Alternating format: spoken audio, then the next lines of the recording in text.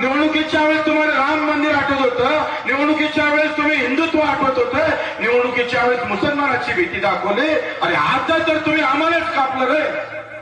केंद्रात तुमचं राज्य आहे आणि राज्यातही तुमचं राज्य आहे.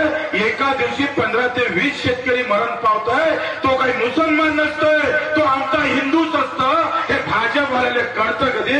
हे खऱ्या अर्थानं आम्हाला सांगितलं पाहिजे. एका इकडे हिंदुत्वाचा नारा देत असताना भाजपमधला आमचा पाहिजे आमचा शेतकरी राम नावाचा मरत असेल, तर राम मंदिर बनायचे फायदा क्या होता है?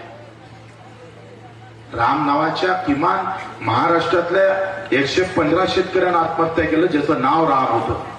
माझ्या गावातल्या श्रीकृष्णानं आत्महत्या केली. मंदिर बांधून नाही चालत.